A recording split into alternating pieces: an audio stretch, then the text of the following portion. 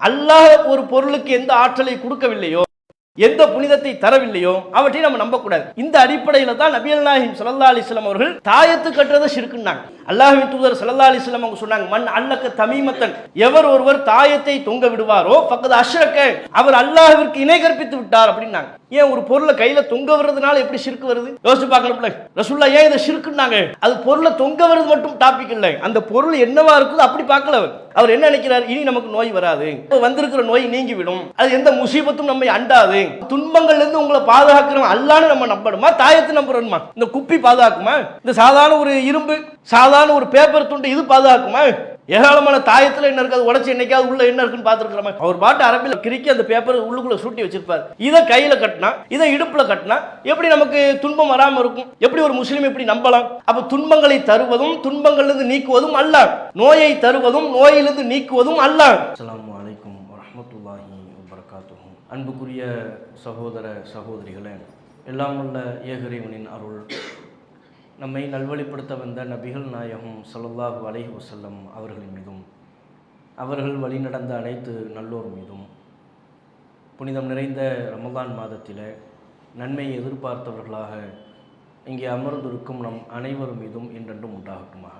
அல்லாஹுவை எவ்வாறு நம்புவது என்கிற தலைப்பில் தொடராக ஈமான் தொடர்பான அடிப்படையான விஷயங்களை அறிந்து வருகிறோம். நேற்றைய தினம் இணை வைத்தல் என்றால் என்ன, அல்லாஹ்விற்கு எந்தெந்த விதங்களெல்லாம் முஸ்லீம் சமூகம் இணை கற்பிப்பவர்களாக இருக்கிறார்கள் என்பதை பற்றியான சில செய்திகளை நாம் விளக்கணும். அல்லாஹுக்கு மட்டுமே இருக்கக்கூடிய தனித்துவமான பண்புகள், அவை அல்லாஹ்வினுடைய படைப்பினங்களுக்கும் இருப்பதாக சொன்னால், நம்பினால் அதுவும் இணை வைப்பு தான். இணை வைப்பு என்றால் இரண்டு கடவுள் இருப்பதாக சொன்னால் மட்டும்தான் இணை வைப்பு என்று ஆகிவிடாது. மூன்று கடவுள்கள் இருக்கிறார்கள், அல்லாஹுக்கு பிள்ளை இருக்கிறார்கள், அல்லாஹுவிற்கு மனைவி மக்கள் உண்டு, இப்படி சொன்னால் மட்டும்தான் ஷிர்க்கு என்பதல்ல. அல்லாஹுக்கு மட்டுமே இருக்கக்கூடிய தனித்துவமான பண்பு, அது அல்லாஹுக்கு மட்டும்தான் இருக்கும். படைத்த ரப்புக்கு மட்டும்தான் அந்த தனித்துவமான பண்பு உண்டு. அவனை தவிர வேறு யாருக்கும், அவனுடைய படைப்பினங்களில் யாருக்கும் எதுவும் அந்த தனித்துவமான பண்பு கிடையாது. ஆனால் அப்படி உண்டுன்னு நம்புனா அதுவும் ஷிர்க், அல்லாஹுக்கு ஈக்குவலாக ஆக்கி விடுகிறார்கள். இப்போ அல்லாஹுக்கு பசி இல்லை, அல்லாஹ்விற்கு மறதி இல்லை, அல்லாஹ்விற்கு தூக்கம் இல்லை, இதெல்லாம் அல்லாஹ்வினுடைய ஒரு தனித்துவமான பண்பு. இந்த தனித்துவமான பண்புகளில் அல்லாஹுக்கு இணையாக யாரையும் கொண்டு வந்து நிறுத்திவிட்டால் அதுவும் ஷிர்க்குங்கிற வகையில் தான் வரும். அல்லாஹுக்கு இணை கற்பிக்கக்கூடிய பெரும்பாவமாகத்தான் ஆகும் அப்படின்னு நாம் சொன்னோம். இப்போ அதுக்கு இன்னும் ஒரு உதாரணமாக, நபிகள் நாயகம் ஸல்லல்லாஹு அலைஹி வஸல்லம் அவர்கள் மரணித்த பொழுது சில சஹாபாக்கள் அல்லாஹ்வின் தூதர் அவர்கள் மரணிக்கவில்லை, எழுந்து வருவாங்க அப்படின்னு சொன்னாங்க. இது தொடர்பான செய்தி புகாரியில் 3667வது இலக்கத்தில் பதிவான ஹதீஸில் நீங்கள் பார்க்கலாம். ரசூலுல்லாஹ் மௌத்தாயிட்டாங்க, உமர் ரலியல்லாஹு அன்ஹு அவர்கள் உள்ளிட்ட இன்னும் ஒரு சில சஹாபாக்கள் சொல்கிறாங்க, அல்லாஹ்வின் தூதர் மரணிக்கவில்லை, ரசூலுல்லாஹ் திரும்பி எழுந்து வருவாங்க, சில பேரை கொள்வார்கள் என்கிற அளவுக்கு உமர் ரலியல்லாஹு அன்ஹுவங்கள்லாம் சொல்கிறாங்க. அப்போ ரசூலுல்லாஹ் மௌத்தாகலைங்கிற கருத்து சில சஹாபாக்கள் மத்தியில் இருக்கிறது. இன்னும் ஒரு சில பேர் எப்படி நம்புகிறாங்கன்னா, ரசூலுல்லாஹ் ஒரு மயக்கத்தில் இருக்கிறாங்க, வஹி வரும்போது ரசூலுல்லாஹ்வுக்கு ஏதோ வஹி வந்ததுனால மயங்கி விழுந்துட்டாங்க போல இருக்கு, அந்த ஒரு அரை மயக்கத்தில் இருப்பதை போல ஒரு நிலையில் தான் இருக்கிறார்கள், எழுந்து வருவாங்க. முன்பு எழுந்து வருவது ஒரு சின்ன நேரத்தில் எழுந்து வருவதற்கு பதிலாக நீண்ட நேரம் ஆகிறது, ஆனால் எழுந்து வருவார்கள், இப்படி நம்புகிறாங்க. அப்புறம் ரசூலுல்லாஹ் மௌத்தாகலை என்ற இந்த ஒரு புரிதலில் சில நபித்தோழர்கள் இருக்கின்ற பொழுது அபூபக்கர் ரலியல்லாஹு அன்ஹு வர்றாங்க. வந்து நபிகள் நாயகம் ஸல்லல்லாஹு அலைஹி வஸல்லம் அவங்க முகத்தை பார்க்குறாங்க.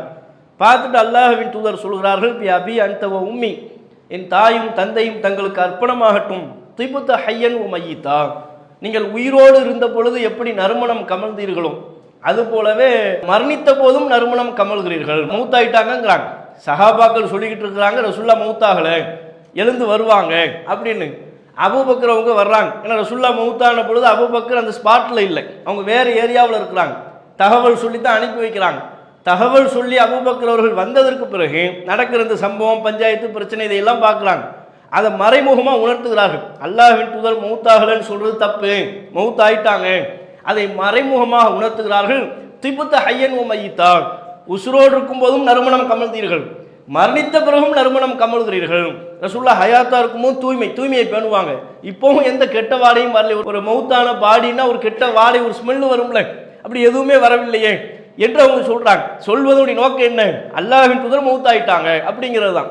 இன்னும் சொல்கிறார்கள், வல்லதி நஃப்ஸி பியதிஹி, என்னுடைய உயிர் யார் கையில் இருக்கிறதோ அந்த இறைவன் மீது ஆணையாக, லா யுதீகல்லாஹுல் மௌத்தத்தைன், அல்லாஹ் உங்களுக்கு 2 மரணத்தை தரமாட்டான் அப்படிங்கிறாங்க.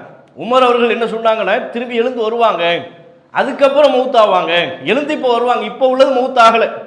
அப்ப 2 மரணம் என்கிற ஒரு நிலை, அந்த ஒரு புரிதலில் சில சஹாபாக்கள் சொன்ன பொழுது அபூபக்கர் ரலியல்லாஹு அன்ஹு அவங்க அதுக்கும் சேர்த்து பதில் சொல்றாங்க, அல்லாஹ் உங்களுக்கு 2 மரணத்தை எல்லாம் தரமாட்டான், மௌத் ஆயிட்டீங்க அவ்வளவுதான், இனிமே உயிர் பற்றி எழுதெல்லாம் இல்லை, மறுமைதான், உங்களுக்கு 2 மரணத்தை அல்லாஹ் தரமாட்டான் அப்படிங்கிறாங்க. உடனே மக்கள் எல்லாம் திரட்டி எழுந்து உரை நிகழ்த்துகிறார்கள். அந்த உரையில தான் நீங்க கவனிக்கணும் எவ்வளவு ஒரு கொள்கை தெளிவு அபூபக்கர் ரலியல்லாஹு அன்ஹு அவங்களுக்கு இருந்திருக்கிறது என்பதை அந்த வாசகம் நமக்கு தெளிவாக சொல்லும். அபூபக்கர் அவர்கள் நபித்தோழர்களுக்கு மத்தியிலே எழுந்து நின்று உரையாற்றுகிறார்கள்.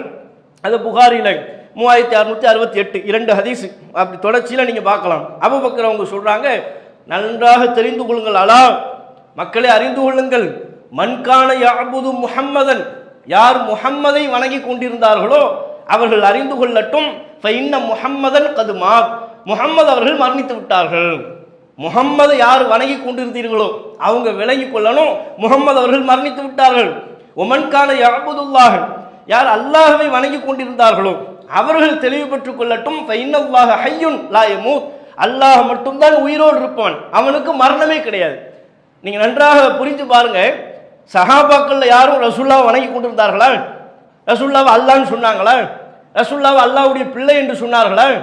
சஹாபாக்களில் யாரும், நபித்தோழர்கள் யாரும் ரசூல் ஸல்லல்லாஹு அலைஹி வஸல்லம் அவர்களை வணங்கவில்லை. ஆனால் சில சஹாபாக்கள் அந்த நேரத்தில் ரசூலுல்லாஹ்வுக்கு மரணம் வந்த அந்த நேரத்தில் சொன்னார்கள், ரசூலுல்லாஹ் மௌத்தா அலன்னாங்க. இந்த ஒரு பண்பு தான், அல்லாஹ்வின் தூதர் மரணிக்கவில்லை நாங்க. அப்ப அல்லாஹ்வின் தூதர் மரணிக்கவில்லை என்கிற அந்த புரிதல் சில நபித்தோழர்களுக்கு ஏற்பட்ட பொழுது அதைத்தான் அபூபக்கர் அவர்கள் கடுமையாக விமர்சனம் பண்றாங்க, ரசூலுல்லாஹ் மௌத்தாவலையா, அப்ப அவங்க என்ன அல்லாஹ்வா? நீ நபிகள் நாயகத்தை வணங்குறீங்களா, முகமது அவர்களை வணங்குறீர்களா? அல்லாஹ் மட்டும்தான் உசுரோடு இருப்பாங்க. ரசூலுல்லாஹ் யாரு மரணிக்கவில்லை என்று சொல்கிறார்களோ அவங்க அல்லாஹ்வுடைய இடத்தில் நபிகள் நாயகத்தை கொண்டு போய் நிறுத்துகிறார்கள். அந்த ஒரு தன்மையில அல்லாஹ் மட்டும்தான் நித்திய ஜீவன், அவன் தான் காலத்திற்கும் உயிரோடு இருப்பவன், அவனுக்கு மரணமே கிடையாது. நபிகள் நாயகத்துக்கு மரணம் கிடையாது என்று யாரும் சொன்னால் அவங்க ரசூலுல்லாஹ் வணங்குறாங்க என்கிற அளவுக்கு கடுமையாக அபூபக்கர் அவர்கள் சொன்னாங்கிற செய்தியை பார்க்கணும். தொடர்ச்சியா குர்ஆன் வசனங்கள் எல்லாம் ஓதுனாங்க. அல்லாஹ் ரசூலுல்லாஹ் மௌத்தாவாங்கன்னு குர்ஆன்ல உள்ளது தானப்பா, புதுசாவா சொன்னேன்? இன்னக்க மையித்துன் வ இன்னஹும் மையித்துன், நீங்கள் மரணிப்பவரே அவர்களும் மரணிப்பவரே. அல்லாஹ் ரசூலுல்லாஹ்வை நோக்கி பேசினானே, குர்ஆன்ல இருக்கு 39வது அத்தியாயம் 30வது வசனம், இதை எடுத்து ஓதுறாங்க. அந்த உரையிலேயே ஓதுகிறார்கள். அல்லாஹ் நபிகள் நாயகத்தை நோக்கி என்ன சொன்னார்? இன்னக்க மையித்துன் வ இன்னஹும் மையித்துன், நபியே நீங்களும் மரணிக்கக்கூடியவர் தான், ஒரு நாள் மௌத்தாவீங்க, அவர்களும் மரணிக்கக்கூடியவர்களே. எப்படி ரசூலுல்லாஹ்வை நோக்கி அல்லாஹ் சொன்னானா இல்லையா? அபியா ரசூலுல்லாஹ் மௌத்தாவலன்னு சொல்றீங்க, இந்த கருத்துல ரசூலுல்லாஹ் விமர்சனம் பண்றாங்க, அபூபக்கர் அவர்கள் விமர்சனம் பண்றாங்க. இன்னும் அபூபக்கர் அவர்கள் ஓதுகிறார்கள், ஒமா முஹம்மதுன் இல்லா ரசூல் கது ஹலத் மின் கப்லிஹி ருசுல், முஹம்மது அவர்கள் தூதர் தவிர வேறில்லை, அவர்களுக்கு முன்பு பல தூதர்கள் மரணித்திருக்கிறார்கள், சென்று விட்டார்கள், அவங்களுக்கு முன்னால் அனுப்பப்பட்ட தூதர்கள்லாம் போயிட்டாங்க, அவங்க காலம்லாம் முடிஞ்சிருச்சு, முஹம்மதும் அவர்களை போல் ஒரு தூதர். அஃப இம் மாத்த அவ் குத்தில, முஹம்மது மரணித்து விட்டாலோ அல்லது கொல்லப்பட்டு விட்டாலோ, இன் கலபத்தும் அலா அக்காபிக்கும், நீங்க வந்த வழியே திரும்பி செல்வீர்களா? உமை என் கலிபலா அக்கிபை, யார் வந்த வழியே திரும்பி செல்கிறாரோ ஃபலை யதுரல்லாஹு ஷைஆ, அவர் அல்லாஹ்விற்கு எந்த பாதிப்பையும் ஏற்படுத்தி விட மாட்டார். வஸயஜிஸில்லாஹு ஷாக்கிரீன், அல்லாஹ் நன்றி செலுத்தக்கூடியவர்களுக்கு உரிய கூலியை தருவான். இது 3வது அத்தியாயம் 144வது வசனம். அப்ப இந்த வசனத்தை ஓதி காட்டுறாங்க. உஹது போர்க்களத்துல ரசூலுல்லாஹ் மரணித்து விட்டார்கள்னு ஒரு தவறான செய்தி, ஒரு பொய்யான செய்தி பரப்பப்பட்டது. அதை நம்பிக்கிட்டு சில சஹாபாக்கள், இனிமே எதுக்கு யுத்த காலத்தில் நிற்கணும், ரசூலுல்லாஹ்வே மௌத்தாயிட்டாங்க, இனிமே இந்த யுத்தம் தேவையா, எதுக்கு யுத்தம், யாரை தலைமையாக கொண்டு இந்த யுத்தத்தில் நாம பங்கெடுக்கணும் என்று ஒரு குழப்பம் அவர்களுக்கு ஏற்பட்டது. அந்த நிகழ்வை கண்டிக்கிற விதமாகத்தான் அல்லாஹ் இந்த வசனத்தை அருளினான். என்ன முகமது மௌத்தாயிட்டா நீங்க வந்த வழியிலே போயிருவீங்களா, உங்க கொள்கையை நோக்கி போயிருவீங்களா? அப்படி போனீங்கன்னா அல்லாவுக்கு எதுவும் இழப்பா? அல்லாவுக்கு ஒரு இழப்பும் இல்லைன்னு அல்லாஹ் அந்த நேரத்தில் அருளப்பட்ட ஒரு வசனம் அது. அது அபூபக்கர் அவர்கள் எடுத்து ஓதி காட்டுறாங்க. என்ன அல்லாஹ் அப்பவே சொன்னான்ல, இவர் மரணித்து விட்டால் அல்லாஹ் சொன்னான்னா அப்ப இவரும் ஒரு நாள் மரணிப்பார். நபிகள் நாயகம் ஸல்லல்லாஹு அலைஹி வஸல்லம் அவர்களும் ஒரு நாள் மரணிப்பார்கள், நம்மை விட்டு செல்வார்கள். இது அல்லாஹ் சொன்ன ஒன்று தானே. இப்ப ரசூலுல்லாஹ்வுடைய மௌத்தையே ஏத்துக்காம இருக்கிறீங்க, அப்ப அல்லாஹ் ரசூலுல்லாஹ்வை அல்லாஹ்வுடைய இடத்துல கொண்டு போய் நிறுத்துறீங்களா அப்படின்னு கேட்குறாங்க. அப்ப இது நாம தெரிந்து கொள்ள வேண்டிய விஷயம். பாருங்க, சஹாபாக்கள் யாரும் நபிகள் நாயகம் ஸல்லல்லாஹு அலைஹி வஸல்லம் அவர்களை அல்லாஹ் என்று சொல்லவில்லை, அல்லாஹ்வுடைய பிள்ளை என்று சொல்லவில்லை. சஹாபாக்கள் யாரும் நபிகள் நாயகம் அவர்களை வணங்கவில்லை. அந்த ஒரு தன்மை மௌத்தாகலன்னு சொன்னதுக்காண்டி, மௌத்தாகலன்னு நீங்க சொன்னீங்கன்னா மரணம் இல்லாதவன் அல்லாஹ் ஒரு தந்தது அல்லாஹ்வுடைய தனித்துவமான பண்பு. அந்த தனித்துவமான பண்பு நபிகள் நாயகத்துக்கு இருப்பதாக சொன்னால் அது நபிகள் நாயகத்தை வணங்கியதற்கு சமம். அபூபக்கர் அவர்கள் சொன்னாங்களா இல்லையா? இதுதான் அடிப்படை. அப்ப இறைவனினுடைய தனித்துவமான பண்புகளில் கூட ஒரு மனுஷனை நம்ம கூட்டாக்கிடக்கூடாது, ஒரு பொருளை நாம் கூட்டாக்கி விடக்கூடாது. அல்லாஹ்வுடைய அந்த தனித்துவமான பண்பு இந்த நபருக்கு இருக்கிறது, இந்த மகானுக்கு இருக்கு, இந்த இறைநேசருக்கு இருக்கிறது, இந்த பொருளுக்கு இருக்கிறது, இந்த மரத்துக்கு இருக்கிறது சொல்லக்கூடாது. சொன்னால் நம்பினால் அது ஷிர்க். அப்படி உள்ளத்தில் நம்பிவிட்டாலே அது இணை வைப்பாக மாறிவிடும். இன்னும் நீங்கள் பார்க்கலாம், ஈசா அலைஹிஸ்ஸலாம் அவர்களை கடவுள் அல்லாஹ்வுடைய பிள்ளை அப்படின்னாங்க. அவரும் ஒரு அல்லாஹ் கடவுள் அப்படின்னு சொல்லி சொன்னாங்க. அப்ப அல்லாஹ் ரப்புல் ஆலமீன் அதை கண்டிக்கிறான். ஈசா அலைஹிஸ்ஸலாம் அவர்களை அல்லாஹ் என்று சொன்னதையும், ஈசா அலைஹிஸ்ஸலாம் அவருடைய தாயார் மரியம் அலைஹிஸ்ஸலாம் அவர்களை கடவுள் என்று சொன்னதையும் அல்லாஹ் கண்டிக்கிறான். எப்படி கண்டிக்கிறான்? மல் மஸீஹ் இப்னு மரியம் இல்லா ரசூல், மரியமின் மகன் மஸீஹ் ஈசா அலைஹிஸ்ஸலாம் அவர்கள் அல்லாஹ்வுடைய தூதர் தான். அவர் அல்லாஹ் கிடையாது, கடவுள் கிடையாது, அவர் தூதர். தூதர் தவிர வேறில்லை. கது ஹலத் மின் கப்லிஹி ருசுல், அவருக்கு முன்பு பல தூதர்கள் சென்று விட்டார்கள். ஓ உம்முஹு சித்திகா, அவங்களுடைய தாயார் உண்மையானவர், மரியம் அவங்க உண்மையானவர். கானா யகுலானி தாம், அவ்விருவரும் சாப்பிடக்கூடியவர்களாக இருந்தார்கள். அல்லாஹ் எப்படி மறுக்கிறான்னா, ஈசா அலைஹிஸ்ஸலாம் அவர்களை போய் கடவுள்னு சொல்றிய, அவர் தூதர் தான். அவங்க அம்மாவை போய் கடவுள்னு சொல்றிய, அவங்க ஒரு நல்ல உண்மையான ஒரு நல்ல பெண்மணி, ரெண்டு பேருமே சாப்பிட்டுக்கிட்டு இருந்தாங்கப்பா, அவங்கள போய் கடவுள்ங்கிறேன். உந்தூர் கைஃபனு பையினுலஹுமுல் ஆயாத், அவர்களுக்கு நாம் சான்றுகளை எவ்வாறு தெளிவுபடுத்துகிறோம் என்பதை பாருங்கள். சும்மா உந்தூர் அண்ணா யூஃபகூன், பிறகும் அவர்கள் எவ்வாறு திசை திருப்பப்படுகிறார்கள் என்பதை சிந்தித்து பாருங்கள் என்று அல்லாஹ் சொல்கிறான். இது 5வது அத்தியாயத்தில் 74, 75வது வசனம். ஈசா அலைஹிஸ்ஸலாம் அவர்களை கடவுள்னு சொன்னதையும், மரியம் அலைஹிஸ்ஸலாம் அவர்களை கடவுள்னு சொன்னதையும் அல்லாஹ் மறுக்கிறான். மறுக்கிறதுக்கு அல்லாஹ் பெருசா வாதங்கள்லாம் வைக்கல. என்ன கேட்கிறான்? சாப்பிட்டாங்கல்ல அவங்க, கடவுள்னா சாப்பிடக்கூடாது, பசி இல்லை, உணவின்பால் எந்த தேவையும் இல்லை என்பது என்னுடைய தனித்துவமான பண்பு. அந்த தனித்துவமான பண்பு அவர்களுக்கு இருக்கா? அந்த பண்பை அவர்கள் கொண்டவர்களாக இருக்கிறார்களா? எப்படி நீ அவங்களை கடவுள்னு சொன்ன, அவங்க சாப்பிடக்கூடியவர்களாக இருக்கிறார்களே அப்படின்னு அல்லாஹ் கேட்கிறான். அப்ப இதுல இருந்து இறைவனினுடைய அந்த தனித்துவமான பண்பை ஒரு நபருக்கு இருப்பதாக வாதிட்டால், நம்பினால் அதுவும் இணை வைப்பு அப்படிங்கிறத தான் நாம தெளிவு பெற்றுக் கொள்ளணும். நபிகள் நாயகம் ஸல்லல்லாஹு அலைஹி வஸல்லம் அவர்கள் அல்லாஹ்வுடைய இந்த தனித்துவமான பண்புகள் சிலதையெல்லாம் சொன்னாங்க. உதாரணமா அல்லாஹ்வுக்கு சோர்வு கிடையாது, களைப்புங்கிறது வராது. மனிதர்கள் நம்மை பொறுத்தவரையிலையும் எந்த ஒரு காரியத்திலையும் தொடர்ச்சியா நம்மால் ஈடுபட இயலாது.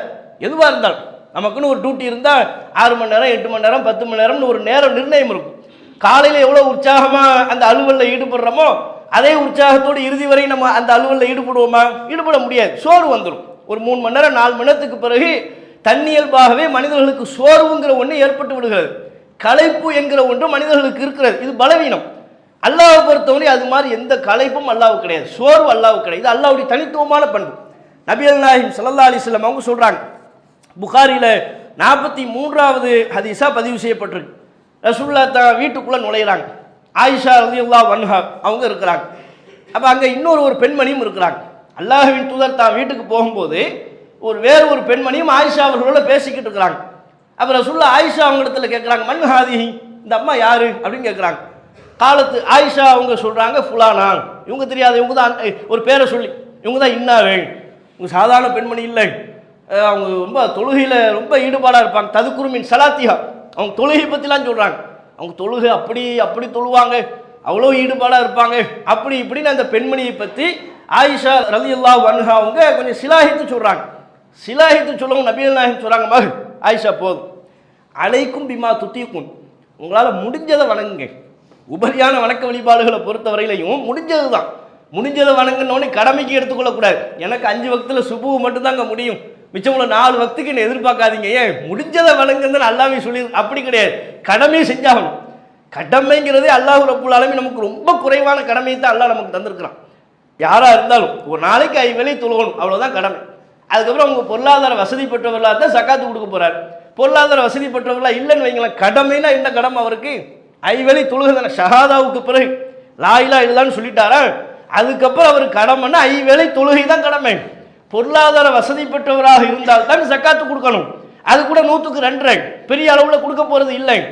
அப்ப கடமை என்பது ஒவ்வொரு மனிதர்களாலும் நிறைவேற்றத்தக்க வகையில தான் அல்லாஹ் கொடுத்துருக்கிறான். அதை கண்டிப்பா செஞ்சுதாகணும். அதுக்கு முடியலன்னு சொல்லக்கூடாது. ரசூலுல்லாஹ் சொல்றது என்ன, உபரியான மேல் மிச்சமா செய்வாங்கல்ல, நம்மளா விரும்பி செய்யக்கூடிய உபரியான வணக்க வழிபாடுகளை பொறுத்தவரையும் அல்லாஹ்வின் தூதர் சொல்றாங்க, அலைக்கும் பிமா துத்தீகுன், முடிஞ்சதை செய்யுங்க. ரொம்ப போட்டு செய்யணுங்கிறதுலாம் இல்லை, கஷ்டப்பட்டு உங்களை வருத்தி கொண்டுலாம் செய்யணுங்கிற அவசியம் இல்லை. இப்போ வல்லாஹி அல்லாஹ் மீது ஆணையாக லா யமல்லல்லாஹு, அல்லாஹ்லாம் சலிப்படைய மாட்டான். நீங்கள் அவ்வளோ நேரம் வணங்கி வழிபாடு செஞ்சு அல்லாஹ் பார்த்து களைப்படைஞ்சிருவானா, சலிப்படைவானா? ஹத்தா தமல்லு, நீங்கள் சலிப்படைந்தாலும் அடைவீர்களை தவிர அல்லாஹ் ஒருபோதும் சலிப்படைய மாட்டான். அப்ப அல்லாஹ்வுக்கு சலிப்பு கிடையாது, அல்லாஹ்வுக்கு களைப்பு கிடையாது, அல்லாஹ்விற்கு சோர்வு கிடையாது என்பதை நபிகள் நாயகம் ஸல்லல்லாஹு அலைஹி வஸல்லம் அவங்க இந்த ஹதீஸ்ல நமக்கு சொல்லி தருவதை பார்க்கிறோம். இது பொதுவாக மனிதர்கள்ட்ட அந்த சோர்வுலாம் வரும், களைப்புலாம் வரும். ஒரு காரியத்தை நீண்ட நேரம் ஈடுபட இயலாது. எந்த அளவுக்கு களைப்பு, பசியா இருந்தாலும் களைப்பா இருக்கு. நோன்பு திறக்கிறோம், இஃப்தார் முடிஞ்சு மகரிப் தொழுகைக்கு ருக்குவுக்கு போகணும்னா எவ்வளோ கஷ்டமா இருக்கு. நோன்பெல்லாம் திறந்து முடிஞ்சதுக்கப்புறம் அப்படியே ஹாயா அப்படி படுத்துருவார். 2 பேரும் நம்மளை கையை தூக்கி விடுங்கப்பா, ஏன் கொஞ்சம் ரெஸ்ட் தேவை, இந்த வெயிட்ல எல்லாம் நம்மளால அலைய முடியாது அப்படிங்கிற அளவுக்கு இருக்குல்ல. சாப்பிட்டாலே நமக்கு சோர்வு வருது. எதுக்கு சொல்ல வரோம்னா, சாப்பிட்டு விட்டால் ஒரு அளவுக்கு மேலே நாம உணவு உண்டு விட்டாலே சோர்வு வருதுன்னா, வேலையில் எவ்வளவு சோர்வு வரும், களைப்பு வரும், அலுப்பு இருக்கும். வணக்க வழிபாட்டில் அதே மாதிரி இருக்குமா இல்லையா? நீண்ட நேரம் நிற்கிறோம், முதல் 2 ரக்காத்து எப்படி தொழுகிறோமோ அதே மாதிரி அடுத்த 2 ரக்காத்து தொழ முடியுமா? அதே மாதிரி 8ஆவது ரக்காத்து அப்படி தொழுவோமா? அடுத்து வித்திரு அதே மனநிலையில் உற்சாக மனநிலையில் தொழுவோமா? வித்திரு வரும்போது வேணா அல்ஹம்துலில்லாஹ் சப்பீஸ்மு ஓதிட்டாரு, வித்திரு வரப்போது முடிய போகுது அப்படிங்கிற ஒரு அந்த நிலை தான் இருக்குமே தவிர, அதை இன்னும் ரொம்ப நேரம் நீட்டி முழங்கணும்னு யாராவது நம்ம சொல்லுவோமா? அப்போ இந்த சலிப்பு அதே மாதிரி களைப்பு சோர்வுங்கிறது மனுஷனுடைய பண்பு, எல்லா மனுஷனுக்கும் அது இருக்கு, அல்லாஹ்வுக்கு அது கிடையாது. அல்லாஹ் திருக்குறான்ல 46வது அத்தியாயம் 33வது வசனத்தில் சொல்றான், வானபூமியெல்லாம் நான் படைச்சனே, எனக்கு களைப்பு இருக்கா, சோர்வு இருக்கா? உலம் யபி ஹல்கிஹின்ன, இவைகளை படைத்ததில் எனக்கு எந்த சோர்வும் இல்லைங்கிறான்ல. எந்த சோர்வும் கிடையாது, ஒரு சிரமம் இல்லை, ஒரு களைப்பும் இல்லை. ஒரு வேலையை செஞ்சுட்டு ரெஸ்ட் எடுத்துட்டு திரும்ப இன்னொரு வேலை, அந்த டாபிக்கே எனக்கு இல்லைங்கிறான்ல. அப்ப இவைகள் எல்லாம் அல்லாஹ்வினுடைய ஒரு தனித்துவமான பண்பு. இந்த தனித்துவமான பண்பு படைப்பினங்களுக்கு இருப்பதாக ஒருவர் நம்புவாரையானால் அவர் அல்லாஹ்வுக்கு ஷிர்க் வைத்து விடுகிறார். இணை கற்பித்தல் என்கிற அந்த பாவம் அவரிடத்தில் ஏற்பட்டு விடுகிறது அப்படிங்கிறது தான். அதே மாதிரி அல்லாஹ்வுடைய தனித்துவமான பண்புல ஒண்ணுதான் என்ன, மறைவான ஞானம் அல்லாஹ்வுக்கு தான். நாளைக்கு என்ன நடக்கும், நாளை மறுநாள் என்ன நடக்கும், அடுத்த செகண்ட் அடுத்த வினாடி என்ன நடக்கும் நமக்கு தெரியுமா? மறைவான விஷயம், நாளைக்கு நடைபெறக்கூடிய விஷயம், திரைக்கு அப்பால் நடக்கக்கூடிய விஷயங்கள், இது மாதிரி மறைவான ஞானத்தை அறிந்து கொள்ளக்கூடிய ஆற்றல் அல்லாஹ் ஒருத்தனுக்கு தான் இருக்கு. அல்லாஹ்வை தவிர இந்த உலகத்தில் எவருக்கும் மறைவானவற்றை அறிந்து கொள்ளக்கூடிய ஆற்றல் கிடையாது. ஏன், இது அல்லாஹ்வுடைய தனித்துவமான பண்பு. அல்லாஹ்வுக்கு எப்படி பசி இல்லைன்னு சொல்றோமோ, தூக்கம் இல்லைங்கிறோமோ, மறதி இல்லைங்கிறோமோ, அது மாதிரி அல்லாஹ்வுடைய தனித்துவமான பண்பு எது? அல்லாஹ்வுக்கு மட்டும்தான் மறைவானது தெரியும். மறைவானவற்றை அவனை தவிர வேறு யாரும் அறிந்து கொள்ள முடியாது. குர்ஆன்ல 27வது அத்தியாயம் 65வது வசனம், அதில் அல்லாஹ் சொல்கிறான், குல், நபியை நீங்க மக்களுக்கு சொல்லுங்க, லா யஅலமு மன் ஃபிஸ் ஸமாவாதி வல் அர்லி அல் கைப, வானத்திலும் பூமியிலும் மறைவானவற்றை இல்லல்லாஹ், அல்லாஹ்வை தவிர வேறு யாரும் அறிந்து கொள்ள மாட்டார்.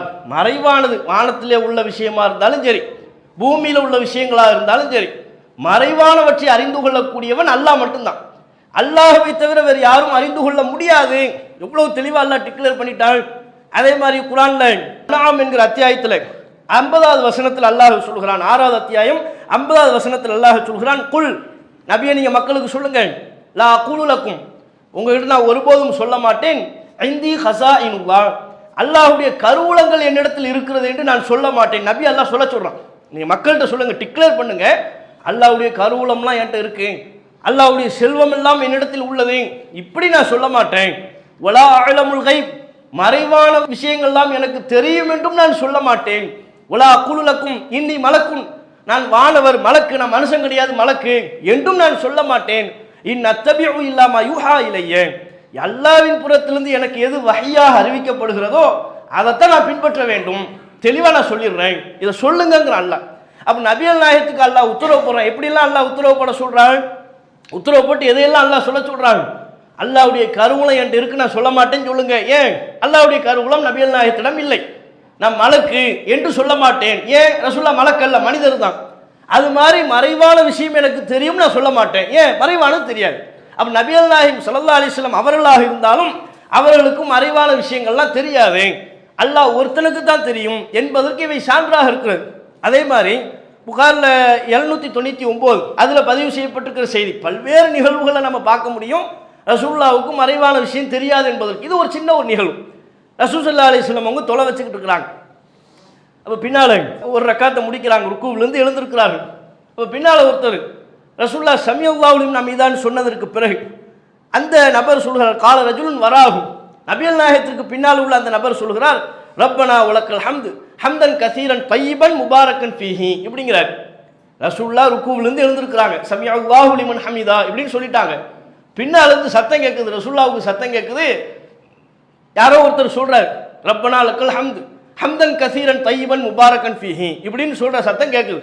அப்புறம் ரசூலுல்லாஹ் தொழுகையை முடிச்சுட்டு கேட்குறாங்க, ஃபலம்மா இன்சரஃப, அல்லாஹ்வின் தூதர் தொழுகையை முடித்ததற்கு பிறகு மணில் முத்தக்கல்லிம், உங்களை இந்த வாசகத்தை சொன்னது யார் அப்படின்னு கேட்குறாங்க. அப்போ அந்த சஹாபி சொல்லிடுறாரு, நான் தான் சொன்னேன் அப்படிங்கிறார். அப்போ நபிகள் நாயகம் ஸல்லல்லாஹு அலைஹி வஸல்லம் அவங்க சொல்றாங்க, ரஐது பிதஅத்தன் வ ஸலாத்தீன மலக்கன், 30க்கும் மேற்பட்ட வானவர்கள் எபுத்ததீருனஹா போட்டி போடுகிறார்கள், போட்டி போடுவதை நான் பார்த்தேன். 30க்கும் மேற்பட்ட வானவர்கள் போட்டி போடுகிறார்கள். எதில்? ஐயுஹும் யக்துபுஹா அப்பல், அவர்களில் யார் முதலாவதாக இந்த வார்த்தையை பெற்று பதிவு செய்வது என்பதில். இந்த வார்த்தையை சொன்னதை அவ்வளோ சிறப்புக்குரிய ஒரு வார்த்தை. இதை யார் சொன்னார்களோ அவருக்கு உண்டான நன்மையை பதிவு செய்வதில் 30க்கும் மேற்பட்ட மாணவர்கள் போட்டி போட்டாங்க, நான் அதை பார்த்தேன் அப்படிங்கிறாங்க நபிகள் நாயகம் ஸல்லல்லாஹு அலைஹி வஸல்லம். மலக்குமார்களுக்கு மத்தியில் போட்டியாம். என்ன போட்டி? நான் தான் இதை ஃபர்ஸ்ட் பதிவு பண்ணுவேன், இல்லை நான் தான் பதிவு பண்ணுவேன், நான் தான் இதை அல்லாஹ்விடத்தில் கொண்டு போய் காட்டுவேன் என்று மலக்குமார்களில் 30க்கும் மேற்பட்டவர்கள் போட்டி போட்டதை நான் பார்த்தேன். அந்த அளவுக்கு சிறப்பான வார்த்தை என்று சொல்றாங்க. இது புகார்ல இருக்கு. இதில் நாம கவனத்தில் கொள்ள வேண்டிய அம்சம் என்ன? ரசூலுல்லாஹ் தொழுகைக்கு பின்னால ரசூலுல்லாஹ் தொழுகிறாங்க, அவங்களுக்கு பின்னால ஒரு நபர் இந்த வாசகத்தை சொல்றாங்க.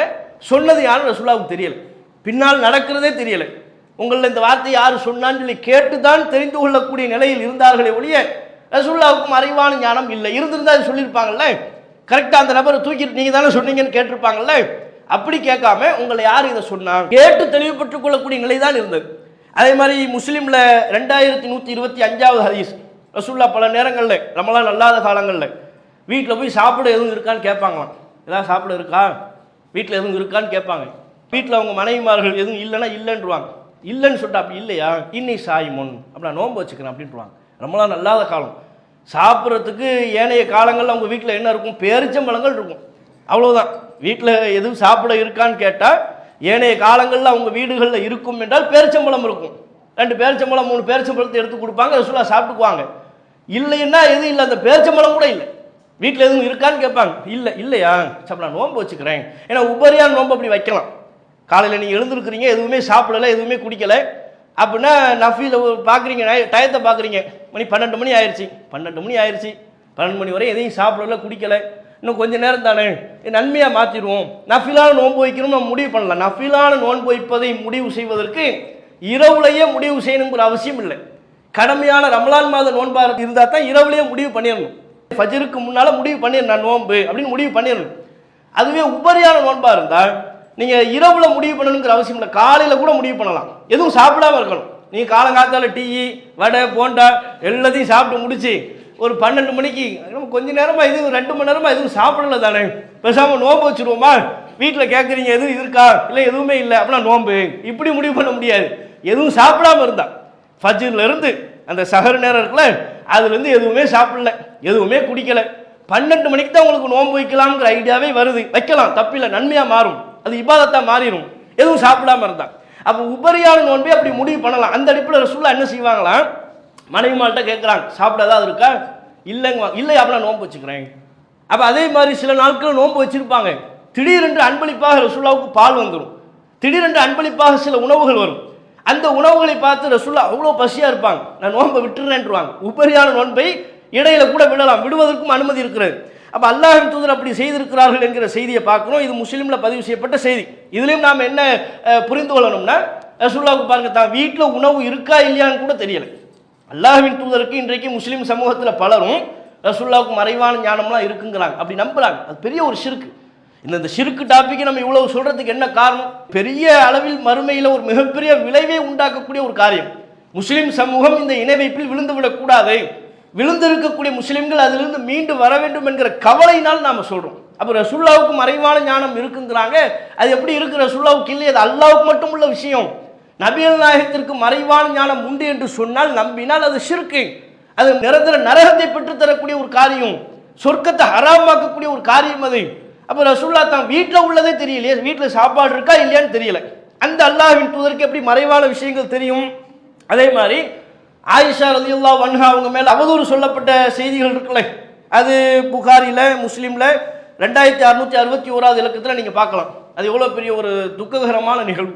நபிகள் நாயகம் ஸல்லல்லாஹு அலைஹி வஸல்லம் அவங்களுடைய வாழ்க்கையில ஒரு பெரிய கவலை அளிக்கக்கூடிய ஒரு நிகழ்வுன்னு சொன்னா அதை சொல்லலாம். தான் மனைவிய இன்னொரு ஒரு தோழரோட இணைச்சி அவதூறா சொல்றாங்க.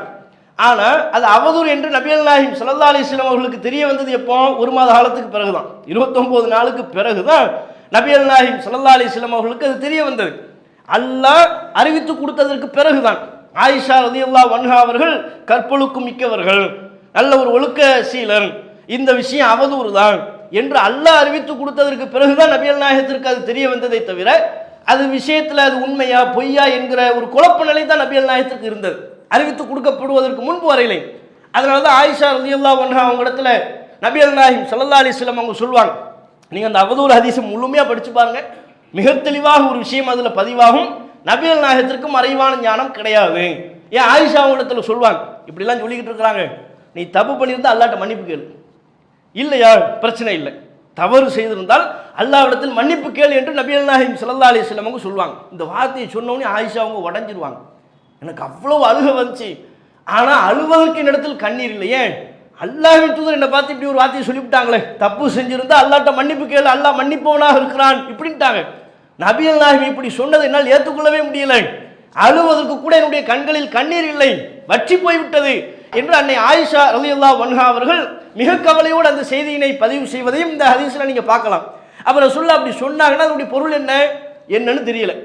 மறைவான ஞானம், மறைவான விஷயம், அது மறைவான விஷயத்தை அல்லாஹ் சொல்லி கொடுத்தா தான் நபிக்கு தெரியுமே தவிர அல்லாஹ் சொல்லி கொடுக்காம நபிகள் நாயகத்திற்கு தெரியாது. அப்ப இப்படிப்பட்ட ஒரு நிலையில் நபிகள் நாயகம் ஸல்லல்லாஹு அலைஹி வஸல்லம் அவங்களுக்கு அந்த ஆயிஷா ரலியல்லாஹு அன்ஹா அவங்க மேல அவதூறு சொல்லப்பட்ட நிகழ்வு கூட அல்லாஹ் அறிவித்து கொடுத்ததுக்கு பிறகுதான் தெரிஞ்சு. மறுமை நாளின் அடையாளங்களை நமக்கு சொன்னாங்க, அதே மாதிரி மன்னரை வாழ்க்கையில் நடக்கிறது சொன்னாங்க. இதெல்லாம் எப்படி சொன்னாங்க? ரசூலுல்லாஹ்வுக்கு மறைவான ஞானம் இருக்கா? சொர்க்கத்திற்குரியவர்கள் யாருன்னு சொன்னாங்க, அபூபக்கர் சுவனத்திற்குரியவர், உமர் சொர்க்கத்துக்குரியவர் நாங்க எப்படி சொன்னாங்க? அல்லாஹ் அறிவித்து கொடுத்தான். இறை தூதர்ங்கிற அடிப்படையில் இதையெல்லாம் மக்களுக்கு சொல்லணும் என்கிற வகையில் அல்லாஹ் அறிவித்து கொடுத்த காரணத்தினால் நபிகள் நாயகம் சொன்னார்களே ஒழிய, அல்லாஹ் அறிவித்து கொடுக்காட்டி அவங்களுக்கு அந்த மறைவான விஷயங்கள் தெரியாது என்பதுதான். அப்ப இந்த மறைவான ஞானம் அது குறித்து அல்லாஹ் திருக்குர்ஆன்ல தெளிவா சொல்லிட்டான், வஇந்தஹு மஃபாத்திஹுல் கைப், மறைவானவற்றின் கருவூலங்கள் சாவி எல்லாமே அல்லாஹ்ட்ட தான் இருக்கு. அல்லாஹ் தவிர வேறு யாருக்கும் மறைவானது தெரியாது. இதோ ஒரு முஸ்லீம், அல்லாஹ் நம்பக்கூடிய ஒரு முஸ்லீம் இதுல மிக தெளிவாக இருக்கணும். யாருக்கும் மறைவான ஞானம், ரசூலுல்லாஹ்வுக்கே மறைவான ஞானம் இல்லைன்னா எந்த இறை தூதர்களுக்கும் கிடையாது, எந்த மனிதனுக்கும் கிடையாது, எந்த மகான்களுக்கும் கிடையாது. மறைவான ஞானம் இருந்தால் எவ்வளோ விஷயங்களை முன்கூட்டியே சொல்லலாம். சென்னை பெருவெள்ளம் ஏற்பட்டு எத்தனை பேர் வீடுகளில் ஸ்டக்காகி நின்னாங்க, 3 நாள் 4 நாள் ஸ்டக்காகி நின்னாங்க. முன்கூட்டியே சொல்லியிருக்கலாம்ல, யாருக்காவது தெரியும்னு சொன்னால், எங்கள் சென்னையில் பெரிய வெள்ளம் வரப்போகுது, எல்லாம் கிளம்புங்க ஓடுங்கன்னு சொல்லலாம்ல. அப்படி சொன்னாங்களா? சொல்ல முடிஞ்சா? ஒரு மழையை கணிக்கிறதே ஒழுங்காக சொல்ல முடியலையே. அப்போ அதை சொன்னால் தான் நமக்கு பிரச்சனை என்ன, நாளைக்கு மழை வரும் வாங்க, அப்போ தான் இவர் தெளிவாக கன்ஃபார்மாக வெயில் தான், இவங்க மழை வரும்னு சொன்னாலே வெயில் தான் அடிக்கும், நாளைக்கு கொடை கூட தேவையில்லை, இவர் கொடை கொண்டு போகணும்னு முடிவு எடுத்துகிட்டு போனால் கூட மழை பெரிய அளவில் இடியுடன் கூடிய கனமழை பெய்யக்கூடும் சொன்னாலே மழை பெய்யாது, கொடையை வச்சுட்டு போயிடுவோம்னு போயிடுவார். அப்போ ஏன் அந்த அளவுக்கு வானிலையை கூட சரியாக கணிக்க முடியல, அது கூட அறிவியல் தகவல்களை வச்சு கணிக்கக்கூடிய விஷயங்கள் தான். அதையே சரியாக கணிக்க முடியாத பட்சத்தில் மனுஷனுக்கு எங்கே மறைவான ஞானம் இருக்கிறது? அதுவும் இல்லாத அல்லாஹ்வுடைய தனித்துவமான பண்பு. அப்போ இறைவனின் தனித்துவமான பண்பில் யாரையும் நாம் ஈக்குவலாக்கி விடக்கூடாது. இது ஒரு விஷயம். அதே மாதிரி அல்லாஹ்வுக்கு இணை கற்பிக்கக்கூடிய அம்சங்களில் வணக்க வழிபாடுகள் எல்லாமே அல்லாஹ்வுக்கு மட்டும்தான். வணக்கம்னு சொன்னால் அது இறைவன் ஒருவனுக்குத்தான், இறைவனை தவிர வேறு யாருக்கும் எந்த வணக்கத்தையும் நாம் செய்து விடக்கூடாது. அல்லாஹ்வுக்கு நாம் செய்யக்கூடிய வணக்க வழிபாடுகளை அல்லாஹ்வினுடைய படைப்பினங்களில் யாருக்கும் நாம் செய்து விடுவோமேயானால் அதுவும் இணை வைப்பு. இது ஏராளமான வசனங்கள் ஹதீஸுகள்லேருந்து இதை நம்ம புரிந்து கொள்ள முடியும். குர்ஆனில் அல்லாஹ் சொல்கிறான், யூசுஃப்ங்கிற அத்தியாயத்தில் 40வது வசனம், அமர அல்லாஹ் தஅபுது இல்லா இய்யாஹு, அல்லாஹ்வை தவிர நீங்கள் வேறு யாரையும் வணங்கி வழிபடக்கூடாது என்று இறைவன் உங்களுக்கு உத்தரவிடுகிறான். அல்லாஹ்வுடைய உத்தரவு என்ன? வணக்கம்னு அல்லாஹ்வுக்கு மட்டும்தான். அல்லாஹ்வை தவிர வேறு யாரையும் நீங்கள் வணங்கக்கூடாது. இது தெளிவான உத்தரவு என்று அல்லாஹ் சொல்கிறான். தாலிக தீனுல் கையும், இதுதான் நேரான வழி, அல்லாஹ்வை மட்டும் வணங்குங்க, அல்லாஹ்வை தவிர வேறு யாரையும் நீங்கள் வணங்கக்கூடாது, இதுதான் நேரான வழி என்று யூசுஃப்ங்கிற அத்தியாயத்தில் 40வது வசனம்.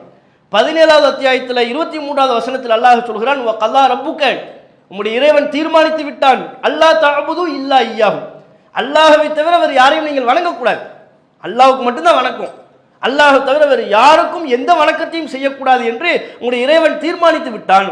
இது 17ல் 23, இன்னும் 46வது அத்தியாயம் 21வது வசனம், 51 அத்தியாயம் 56வது வசனம், இதெல்லாம் மிக தெளிவாக வணக்கம்னு அல்லாஹ்வுக்கு தான்.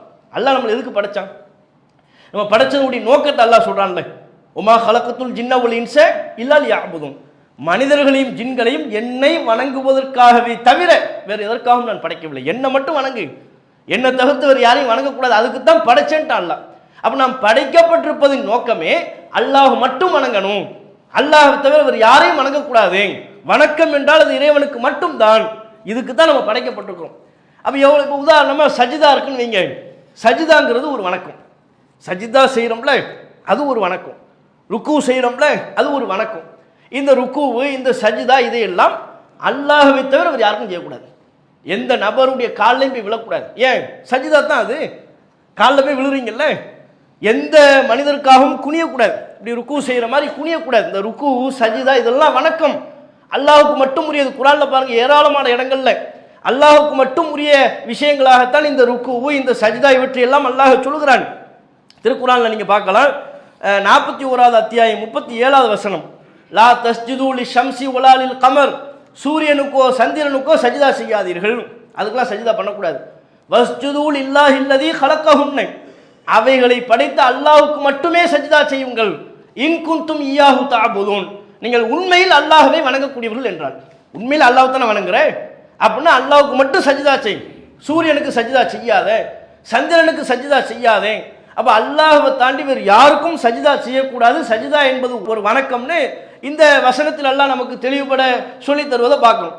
அதே மாதிரி சுலைமான் அலைஹிஸ்ஸலாம் அவருடைய வரலாற்றை 27வது அத்தியாயம் அதில் அல்லாஹ் நமக்கு சொல்லித்தரான். சுலைமான் அலைஹிஸ்ஸலாம் அவர்களுக்கு ஏராளமான ஆற்றெல்லாம் கொடுக்கப்பட்டுருச்சு, காற்றை வசப்படுத்தி வச்சுருந்தாங்க, எறும்பு பேசுறது சுலைமான் நபிக்கு புரியும், பறவைகளை கூட அல்லாஹ் ரப்புல் ஆலமீன் சுலைமான் அலைஹிஸ்ஸலாம் அவர்களுக்கு வசப்படுத்தி வச்சுருந்தாங்க.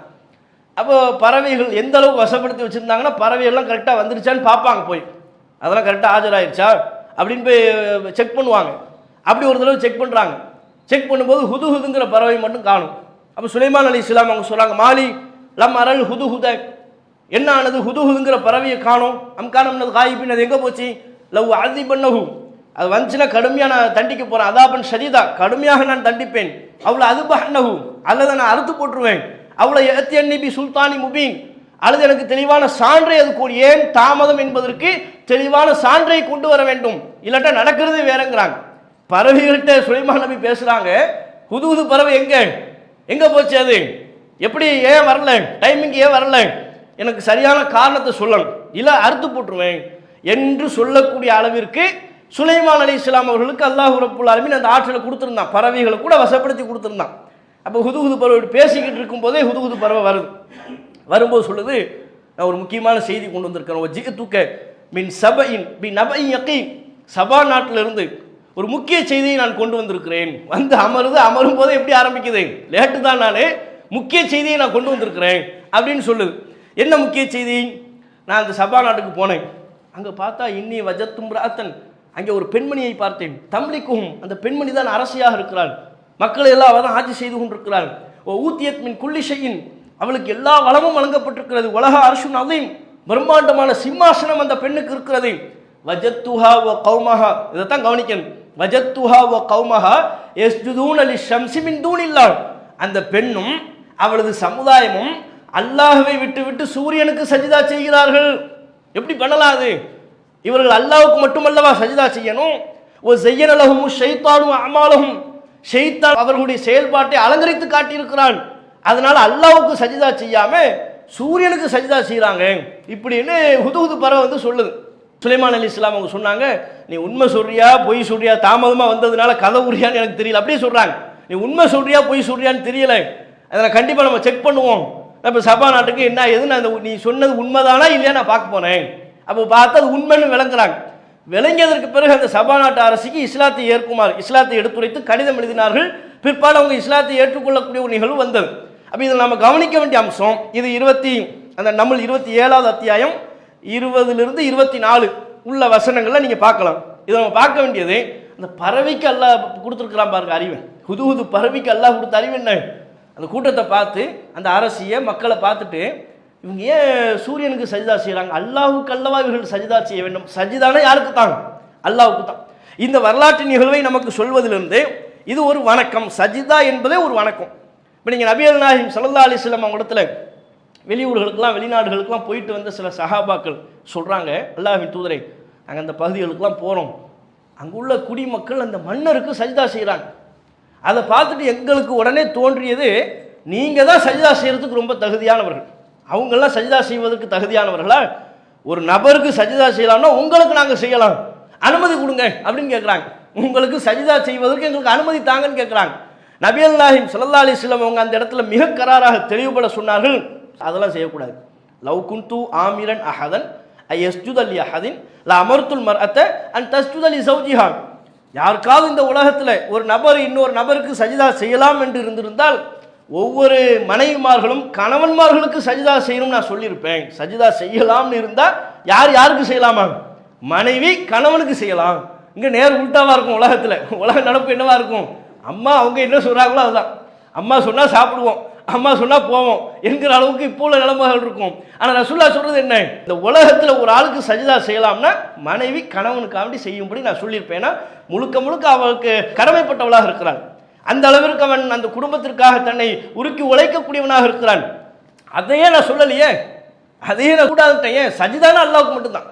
அப்போ சஜிதா என்பது இறைவனுக்கு மட்டும்தான் என்கிற காரணத்தினால தான் கணவனுக்கு மனைவி சஜிதா செய்வதை கூட நான் அனுமதிக்கல, அது கூடாது என்று சொல்லிவிட்டேன் என்று நபிகள் நாயகம் ஸல்லல்லாஹு அலைஹி வஸல்லம் அவங்க சொல்லித்தராங்கங்கிற செய்தியை பார்க்கணும்.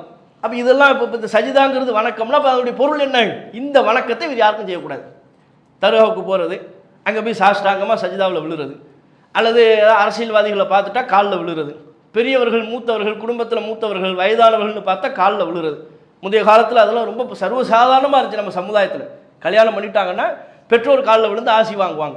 இந்த காலில் விழுவதுங்கிற கலாச்சாரம் நம்ம பார்வைக்கு சாதாரணமான ஒரு செயலாக தெரிந்தாலும் அது சஜிதா தான். அது குனீரம்னா அது சஜிதா தான். இதை செய்ய அல்லாஹுக்கு மட்டும்தான். வணக்கம்னா அல்லாஹுக்கு தான். அல்லாஹை தவிர்த்தவர் யாருக்கும் எந்த வணக்கத்தையும் செய்யக்கூடாது என்பதில் மிக தெளிவாக இருக்கணும். சஜிதாங்கிறது ஒரு உதாரணத்துக்கு சொல்லப்பட்ட ஒரு வணக்கம். இது மாதிரி எந்த வணக்கத்தையும் செய்யக்கூடாது என்பதில் தெளிவாக இருக்கணும். அடுத்து இந்த இணை வைப்பிலேயே உள்ள இன்னொரு வகை என்னன்னு சொன்னால், இந்த உலகத்தில் எல்லாம் பல்வேறு பொருட்களை படைச்சிருக்கலாம். ஒவ்வொரு பொருளுக்கும் எந்தெந்த தன்மையை அல்லாஹ் கொடுத்துருக்கிறானோ அதை மட்டும் தான் நம்ம நம்பணும். ஒரு பொருளுக்கு அல்லாஹ் என்ன ஆற்றலை கொடுத்துருக்கிறானோ, எந்த தன்மையை கொடுத்துருக்கிறானோ அதைத்தான் நம்ம நம்பணும். எந்த பொருளுக்கு அல்லாஹ் குறிப்பிட்ட ஆற்றலை கொடுக்கவில்லை, அல்லாஹ் கொடுக்காத ஆற்றலை நம்ம அந்த பொருளுக்கு இருக்கிறதா நம்புனா அதுவும் ஷிர்க். அல்லாஹ் ஒரு பொருளுக்கு ஒரு ஆற்றலை கொடுக்கவே இல்லை, அதை போய் நம்ம அந்த ஆற்றல் இருப்பதா நம்பணும் வைங்க, ஷிர்க்கில் கொண்டு போய் விட்டுரும், ஷிர்க்காகவே ஆகும். இப்போ உதாரணமாக எலுமிச்சம்பழம் இருக்குன்னு வைங்க, இந்த எலுமிச்சம்பழத்தை நம்ம எப்படி பார்க்கணும்? எலுமிச்சம்பழத்துக்கு அல்லாஹ் என்ன ஆற்றலை கொடுத்துருக்குறானோ அப்படித்தான் நம்பணும். எலுமிச்சம்பழமா இதை வச்சு சர்பத்து போடலாம், நோன்பு திறக்கும் போது இதை புளிஞ்சு ஒரு ஜூஸ் போட்டு கொடுக்கலாம், அல்லது ஊறுகா வைக்கலாம், எலுமிச்சம்பழத்தை வச்சு ஊறுகா வைக்கலாம், எலுமிச்சம்பழத்தை சமையலுக்கு பயன்படுத்தலாம், பிரியாணிக்கோ வேறு எதுக்கு தேவைப்பட்டால் பயன்படுத்தலாம். இதுதான் நம்ம நம்பணும். உண்மையில் அல்லாஹ் இதுதானே தன்மையை கொடுத்துருக்குறான். இதை தாண்டி எலுமிச்சம்பழத்துக்கு வேறு எதுவும் தன்மை இருக்குதா? கிடையாது. அப்போ அல்லாஹ் அந்த பொருளுக்கு என்ன தன்மையை கொடுத்துருக்குறான்னு அதைத்தான் நம்ம நம்பணும். அதை தாண்டி இப்போ ஒருத்தர் எலுமிச்சம்பழத்தை எடுத்து வண்டிக்கு முன்னால் மாட்டுறாரு, லாரிக்கு முன்னால் மாட்டுறாரு, பைக்குக்கு முன்னால் மாட்டுறாரு. ஏன் எதுக்குன்னு கேட்டால் எலுமிச்சம்பழத்தை மாட்டோம்னா வண்டி ஆபத்தே வராது, எந்த விபத்தும் ஏற்படாது, பைக்கு நல்லா அழகாக போகும், ராகத்தான் போகுங்கிறாரு. இப்போ என்ன? ஷிர்க். இது சாதாரண செயலாக தெரியுது, ஷிர்க் இது. ஏன்? அப்போ அந்த எலுமிச்சம்பழம் அந்த வாகனத்தை அந்த பயணத்தை இனிதாக்கக்கூடிய அம்சம் அந்த எலுமிச்சம்பழத்தில் இருக்கா? அந்த தன்மை அல்லாஹ் எலுமிச்சம்பழத்துக்கு கொடுத்துருக்குறானே? ஒருபோதும் கொடுக்கலையே. இப்போ அதே மாதிரி தான் நீங்கள் பாருங்கள், சமுதாயத்தில் இந்த சூனியம்லாம் இந்த எலுமிச்சம்பழத்தில் வைக்கிற மாதிரி தான் காட்டுவாங்க. எலுமிச்சம்பழம், தேங்காய் இதையெல்லாம் வச்சு என்ன செய்வாங்களாம்? சூனியம் பண்ணுவாங்களாம். அதாவது ரோட்டில் போகும்போது ஒரு எலுமிச்சம்பழம் கிடச்சின்னு வைங்க, இவர் 10 கிலோமீட்டர் தாண்டி போவார். ஆஹா, ஏதோ எலுமிச்சம்பழம் இருக்கேன், நமக்கு எவ்வளோ சூனியம் வச்சுருக்கிறான், இவர் பெரிய பெரிய எலான் மஸ்க்கு, இவர் தொழிலில் கொடியேட்டி பறக்கிறாரு, அவர் தொழிலை வந்து ஓய்க்கணுங்கிறதுக்காக என்னவா எவனோ நமக்கு சூனியம் வச்சுருக்கிறான், இந்த இதை நம்ம தாண்டி போயிடக்கூடாதுன்னு சுற்றி போவார். அதை தாண்டி போயிட்டோம்னா ஆபத்து வந்துருமா. அப்போ எலுமிச்சம்பழத்தை எலுமிச்சம்பழமாக பார்க்கணும், தேங்காவை பார்க்கணும். தேங்காய் கொண்டு சட்னி செய்யலாம், அல்லது ஒருத்தனை தாக்குறா இருந்தால் அந்த தேங்காய் கொண்டு மண்டையை அடித்தோம்னா மண்டை பொழந்துடும், இப்படி நம்பலாம். அது வேற. அதை தாண்டி அதுக்கு ஏதோ ஒரு அதிதீவிரமான ஒரு சக்தி இருக்கிறது, அந்த பொருள் ஒரு பெரிய ஆற்றல் இருக்குது, நம்ம நம்பினோம் நீங்கள் அதுவும் ஷிர்க். அப்படி நம்பக்கூடாது. நபிகள் நாயகம் ஸல்லல்லாஹு அலைஹி வஸல்லம் அவங்க இதுக்கு ஏராளமான மார்க்க ஆதாரங்கள் இருக்குது. உதாரணமாக அகமதில் பதிவு செய்யப்பட்டிருக்கிற செய்தி 21:9-4-7 அதில் பார்க்கலாம். நபிகள் நாயகம் ஸல்லல்லாஹு அலைஹி வஸல்லம் அவங்க சஹாபாக்கள் எல்லாரும் சேர்ந்து ஹுனைன்கிற யுத்தத்துக்கு போய்கிட்டு இருக்கிறாங்க. அப்போ காணலில் குஃபாரி சித்ரத்துன், இறை மறுப்பாளர்களுக்கு என்று ஒரு இலந்தை மரம் இருந்தது. அந்த இலந்தை மரத்தில் தான் அவங்க தங்குவாங்க. அங்கே தான் ஏதாவது ஒரு பயணம்னு போகிறதா இருந்தால் அந்த மரத்துக்கு கீழே தங்குவாங்க. அல்லிக்கூன பிஹா அஸ்லிஹத்தஹும், அந்த மரத்தில் தேர்வு செய்து தங்களுடைய ஆயுதங்களை தொங்க விடுவார்கள். காலுலகா தாத்து அன்வாத், அந்த மரத்துக்கு பேர் தாத்து அன்வாத். இறை மறுப்பாளர்கள் அவங்க ஒரு மரத்தை புனிதப்படுத்தி வைத்திருந்தார்கள். அந்த பயணம்னு போனால் அந்த மரத்தில் போய் தங்கிடுவாங்க. பயணம்னு போனால் அந்த மரத்துக்கிட்ட தான் ஆயுதங்களை தொங்க விடுவாங்க. அந்த மரத்துக்கு பேர் தாத்து அன்வாத். இப்படி இருந்தது. அப்போ சஹாபாக்கள் சொல்கிறாங்க, நாங்களும் ஒரு இலந்தை மரத்தை தாண்டி போனோம், இவங்க வேறு ஒரு இலந்தை மரத்தை தாண்டி போகிறாங்க. தாண்டி போகும்போது ரசூலுல்லாஹ்ட்ட சொல்கிறாங்க, அல்லாஹ்வின் தூதரே இஜஅல்னா தாத்த அன்வாத்தின், எங்களுக்கும் ஒரு தாத்த அன்வாத்தை ஏற்படுத்துங்க. எப்படி யூதர்களுக்கு ஏனையவர்களுக்கு தாத்த அன்வாத் இருக்கிறதோ, இறை மறுப்பாளர்களுக்கு தாத்த அன்வாத்துன்னு ஒன்று இருக்குதோ, புனித மரம் இருக்கிறதோ, அதுபோல் எங்களுக்கு இந்த தாத்த அன்வாத்தை, இந்த மரத்தை, இந்த இலந்தை மரத்தை எங்களுக்கு புனித மரமாக ஏற்படுத்தித்தாங்க, நாங்கள் இங்கேயே தங்கிக் கொள்வோம், நிழல் பெறுவோம், இதுலேயே ஆயுதத்தை தொங்க விடுவோம், இதை எங்களுக்கு புனிதமாக்கித்தாங்கன்னு கேட்குறாங்க. அப்போ நபிகள் நாயகம் ஸல்லல்லாஹு அலைஹி வஸல்லம் அவங்க சொல்கிறாங்க, வல்லதி நஃப்ஸி பியதிஹி, இறைவன் மீது ஆணையாக, நீங்கள் சொல்கிறது எப்படி இருக்கிறது தெரியுமா? கமா கால கௌம மூசா, மூசா நபியின் சமுதாயம் சொன்னதை போல் நீங்கள் சொல்லிக்கிட்டு இருக்கிறீங்க. மூசா நபியின் சமுதாயம் தான் இஜஅல்னா இலாஹன் கமாலஹும் ஆலிஹா, அவர்களுக்கு எப்படி பல கடவுள்கள் இருக்கிறதோ அது மாதிரி எங்களுக்கும் பல கடவுள்களை ஏற்படுத்தித்தாங்க என்று மூசா நபியின் சமுதாயம் மூசா நபியிடத்தில் கோரிக்கை வைத்தார்கள். அவங்க ஒரு கூட்டத்தை கடந்து போகும்போது அல்லாஹ் குர்ஆன் அதையும் சொல்கிறான். அவங்க பார்த்தா பல கடவுள்களை வணங்கிட்டு இருக்கிறாங்க. அப்போ மூசா நபிகிட்ட சொன்னாங்களா கோவப்பட்டு, அவங்களுக்கு மட்டும் பல கடவுள், எங்களுக்கு மட்டும் ஒரு கடவுளா? எங்களுக்கும் பல கடவுளை தான். இது எப்படி இருக்கு பாருங்க. இப்படி ஒரு நபி இடத்துல இப்படி கோரிக்கையை வச்சாங்க. ஒரு கடவுள்னு வாழ்நாள் முழுக்க கத்திய பிரச்சாரம் பண்ணி அந்த கொள்கையின்பால் கூட்டு வந்திருக்கிறாங்க. ஃபிரௌன்கிற கொடுங்கோலன் அவனுடைய அடக்குமுறையிலிருந்தெல்லாம் காப்பாற்றி வந்திருக்கிறாங்க. கடல் தாண்டி வந்ததுக்கு அப்புறம் ஒரு கூட்டத்தை பார்க்குறாங்க, அவங்க பலதை வணங்கி கொண்டிருக்கிறார்கள். உடனே மூசா நபிகிட்ட அவங்க கோரிக்கை வைக்கிறாங்க, அது என்ன எங்களுக்கு மட்டும் ஒரு கடவுளுங்கிறீங்க, நாங்கள் என்ன இழுத்த வாயர்களா? அவங்களுக்கு எப்படி பல கடவுள் இருக்கிறார்களோ அதுபோல் எங்களுக்கும் பல கடவுள்னு சொல்லுங்க, பல கடவுளை ஏற்படுத்துங்கன்னு கேட்டாங்க. அப்போ மூசா நபி சொன்னாங்க, இன்னக்கும் கௌமுன் தஜ்ஹலுன், முட்டாள் சமுதாயமாக இருக்கிறீங்களப்பா, அறிவே இல்லாமல் இருக்கிறீன்னு திட்டினாங்க. அது மாதிரி நீங்கள் கேட்குறீங்க, நீங்கள் முந்தைய சமுதாயத்தின் வழியை தேடி போகிறீங்களா? அவங்க அல்லவா இப்படி ஒரு புனித மரத்தை தாங்கன்னு கேட்டாங்க. இன்னஹால சுனனும் இல்லை தர்க்க புண்ண சுனன மண்கான கபலக்கும், நீங்கள் முந்தைய சமுதாயத்தின் வழியை ஜானுக்கு ஜான் மூலத்துக்கு மூலம் பின்பற்றுகிறீர்கள், இப்படி போனால் அழிவைத்தான் தேடி சந்திப்பீர்கள், அழிவுக்கு போயிடுவீங்க என்று நபிகள் நாயகம் ஸல்லல்லாஹு அலைஹி வஸல்லம் அவங்க எச்சரிக்கை செய்தார்கள் என்கிற செய்தியை பார்க்கணும். அப்போ இதுல இருந்து நமக்கு என்ன விளங்குது? ஒரு பொருளை புனிதப்படுத்துறதுங்கிறது கிடையாது. மரம்னா மரமாக பார்க்கணும். அது என்ன தாத்தன் வாத்துன்னு புனித மரமாக கேட்குறது? அந்த மரத்தில் தான் தங்கணும்னு என்ன இருக்கு? மரத்தின் மூலமாக என்ன பயனை பெற முடியுமோ அந்த பலனை பெறலாம். நிழல் பெறுவதற்காக ஒரு மரத்தில் ஒதுங்குறோமா, ஓகே. அந்த மரத்தில் தேர்வு செய்து கீழே ரிலாக்ஸாக இருக்குன்னு தங்குறாரா, ஓகே. அதை விட்டுவிட்டு இறை மறுப்பாளர்களுக்குலாம் தாத்தன் வாத் புனித மரம் இருந்தது, அது மாதிரி இந்த மரத்தை எங்களுக்கு புனிதமாக ஆக்கணும் அப்படின்னா என்ன அர்த்தம்னா, ஒரு பயணத்துக்கு போகும்போது அந்த மரத்தில் தங்கிட்டு போனால் பயணம் வெற்றிகரமாக அமையும், யுத்தத்துக்கு போனால் யுத்தம் வெற்றி பெறும், வியாபாரத்துக்கு போனால் வியாபாரம் பெருகும், வியாபாரத்தில் நல்ல வளம் கொட்டும். அந்த மரத்தில் தங்குனா, அங்கே நிழல் பெற்றால், அங்கே ஓய்வு பெற்றால், அங்கே ஆயுதங்களை தொங்க விட்டால். அப்போ இது மாதிரி இறை மறுப்பாளர்கள் கேட்டாங்க, நீங்கள் அப்படி கேட்குறீங்க, அப்படி கேட்கக்கூடாது என்று நபிகள் நாயகம் ஸல்லல்லாஹு அலைஹி வஸல்லம் அவர்கள் கண்டித்தார்கள். பிற்பாடு ரசூலுல்லாஹ்வுடைய மரணத்திற்கெல்லாம் பிறகு சில காலத்தில் அது ஆத்தன்வாத்து மரம் எங்கே இருக்குது, எப்படி ஒரு குரூப்பு கிளம்புது. சஹாபாக்கள் கேட்டாங்கல்ல, அந்த மரம் எங்கே இருக்குன்னு ஒரு குரூப்பு கிளம்புது. உமர் பார்த்தார், இது உருப்படாது, இது சரி வராது, காலி பண்ணிட வேண்டியதான், அந்த மரத்தையும் வெட்டி விட்டார்.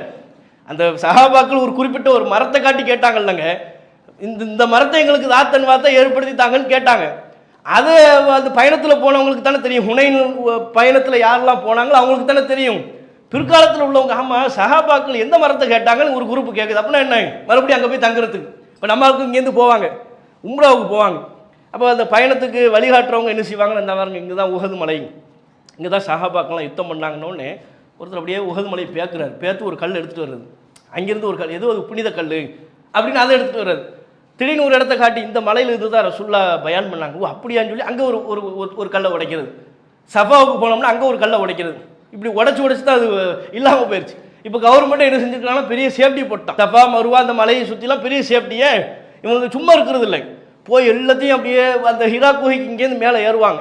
மேலே ஏறி இந்த இதுக்குள்ளே தான் இருந்தாங்க ரசூல்லா தங்குனாங்கன்னா, அது உள்ளே போகிறதுக்கு அவ்வளவு சண்டை, தள்ளு முள்ளு ஏற்பட்டு உள்ளுக்குள்ளே போகிறது, அங்கே நின்று தொழுகிறது, அது ஒரு இபாதத்துக்குரிய ஒரு இடமாக மாற்றுறது, இதெல்லாம் சமுதாயத்தில் இருக்குது.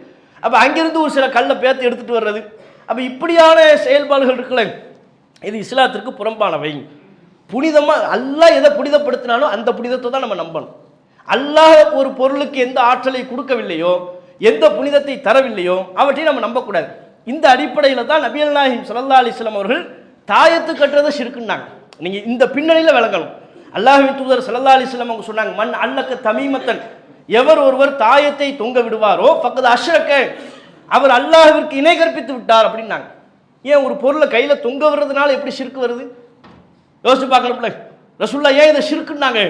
அது பொருளை தொங்க விடுறது மட்டும் டாபிக் இல்லை, அந்த பொருள் என்னவா இருக்குதோ அப்படி பார்க்கல. அவர் கையில் ஒரு பொருளை ஒரு குப்பியை கட்டின உடனே அவர் என்ன நினைக்கிறார், இனி நமக்கு நோய் வராது, வந்திருக்கிற நோய் நீங்கிவிடும், அது எந்த முசீபத்தும் நம்மை அண்டாது, நமக்கு பல்வேறு விதத்தில் இந்த பாதுகாப்பாக இருக்குது, எது இந்த தாயத்து நம்மளை பாதுகாக்கும் நினைக்கிறார். நமக்கு ஏற்படக்கூடிய துன்பம், நமக்கு ஏற்படக்கூடிய இடர்பாடுகள், அதிலிருந்தெல்லாம் இந்த தாயத்து நம்மை பாதுகாக்கும். அப்போ துன்பங்கள்லேருந்து உங்களை பாதுகாக்கிறோம் அல்லான்னு நம்ம நம்பணுமா, தாயத்து நம்புறோமா? இந்த குப்பி பாதுகாக்குமா? இந்த சாதாரண ஒரு இரும்பு, சாதாரண ஒரு பேப்பர் துண்டு இது பாதுகாக்குமா? ஏராளமான தாயத்தில் என்ன இருக்குது, அது உடச்சி என்னைக்காவது உள்ள என்ன இருக்குன்னு பார்த்துருக்குறோமா? நம்ம துன்பத்திலேருந்து நம்மளை காக்கக்கூடிய அளவிற்கு அந்த தாயத்தில் என்ன இருக்கு? ஒன்றுமே இல்லையே. அரபியில் கிறுக்கி வச்சுருப்பாங்க பெருசாக, என்னமோ என்னன்னு தெரியாது, அவர் பாட்டு அரபியில் கிறுக்கி வச்சிருப்பார், கிறுக்கி அந்த பேப்பர் உள்ளுக்குள்ளே சூட்டி வச்சிருப்பார். இதை கையில் கட்டினா, இதை இடுப்பில் கட்டினா எப்படி நமக்கு துன்பம் வராமல் இருக்கும்? எப்படி ஒரு முஸ்லீம் எப்படி நம்பலாம்? அப்போ துன்பங்களை தருவதும் துன்பங்கள்லேருந்து நீக்குவதும் அல்லாஹ், நோயை தருவதும் நோயிலிருந்து நீக்குவதும் அல்லாஹ். இப்படி அல்லாஹ் நம்பாம ஒரு பொருளை கையில் கட்டிவிட்டால், இடுப்பில் கட்டிவிட்டால் நமக்கு நோய் வராது, துன்பம் வராது, வந்திருக்கிற நோய் நீங்கிவிடும், இப்படின்னு நம்பினா இது ஷிர்க். அல்லாஹ் மேல வைக்க வேண்டிய நம்பிக்கையை ஒரு அற்ப பொருளின் மீது வைக்கிறார்கள். அந்த பொருளை பொருளா பார்க்காம, இரும்பு துண்டுனா இரும்பு துண்டா பார்க்கணும், குப்பினா குப்பியா பார்க்கணும், அப்படி பார்க்காம இது நோய் நீக்கக்கூடிய ஒரு அதி அற்புத சக்தி இதில் இருக்கு. அதனால தான் வெளிநாட்டுக்கு ஆரம்ப காலத்தில் வெளிநாட்டுக்கு போகிற குரூப்பு பார்த்தீங்கன்னு வைங்க, இடுப்பில் ஒரு தாயத்து, ஒன்றில் 3 கட்டியிருப்பார், இந்த பக்கம் இங்கே ஒரு தாயத்து, இந்த பக்கம் ஒரு தாயத்து. அவன் ஏர்போர்ட்டுக்குள்ளே போகும்போது டிடெக்டரை வச்சு செக் பண்ணுவான், கீங்கின்னு சத்தம், இடுப்பில் பார்த்தா ஒரு சத்தம், என்ன இங்கிட்டு 3 தாயத்து தொங்கிட்டு இருக்கும், கையில் செக் பண்ணால் அங்கே ஒரு சத்தம், ஏன் இங்கே ஒரு 2, இந்த கையில் 1, ஏப்பா என்னதுன்னு அவனுக்கு தெரியாது, எல்லாத்தையும் எடுப்பா, பெரிய இரும்பு 1 கிலோவுக்கு இரும்பு உடம்புல சுமந்துக்கிட்டு இருக்கிறான், என்னத்தை அவன் கடத்துறாங்க என்று நினைக்கக்கூடிய அளவுக்கு. அப்போ இந்த தாயத்து என்பது, அதன் மீது நம்பிக்கை வைப்பதை நபிகள் நாயகம் ஸல்லல்லாஹு அலைஹி வஸல்லம் அவர்கள் இணை வைப்பு என்று சொன்னது காரணம், அல்லாஹ் மேல் வைக்க வேண்டிய நம்பிக்கையை அற்ப பொருளின் மீது வைக்கிறார். ஒரு பொருளை எவ்வாறு பார்க்க வேண்டும் என்று மார்க்கம் சொல்லுது, அல்லாஹ் அந்த பொருளுக்கு என்ன தன்மையை கொடுத்தாலும் அந்த தன்மையில் பார்க்காம இவர் அதீத கண்ணோட்டத்தோடு அதீத சிறப்பு வாய்ந்த ஆற்றல் அந்த பொருளுக்கு இருப்பதாக பார்க்கிறார். அப்படி பார்த்தா அது ஷிர்க், அது இணை வைப்பில் கொண்டு போய் விட்டுரும். இது தொடர்பாக மேலதிகமாக நாம் தெரிந்து கொள்ள வேண்டிய செய்திகள் இருக்கிறது. இன்ஷா அல்லாஹ் இதை இன்னும் நம்ம சமுதாயத்தில் இது தொடர்பாக என்னென்ன வகையில் இணை வைப்பு இருக்கிறது என்பதையும் அதனுடைய விளைவுகளையும் இன்ஷா அல்லாஹ் தொடர்ச்சியாக பார்ப்போம். வாஹிர் தஅவானா அல்ஹம்துலில்லாஹி ரப்பில் ஆலமீன். அஸ்ஸலாமு அலைக்கும் வரஹ்மத்துல்லாஹி வபரகாத்துஹு. இஸ்லாம் மற்றும் சமுதாய செய்திகளை அறிந்து கொள்ள தமிழ்நாடு தௌஹீத் ஜமாஅத் யூடியூப் பக்கத்தை உடனடியாக சப்ஸ்கிரைப் செய்து கொள்ளுங்கள். மேலும் பெல் பட்டனையும் கிளிக் செய்து கொள்ளுங்கள்.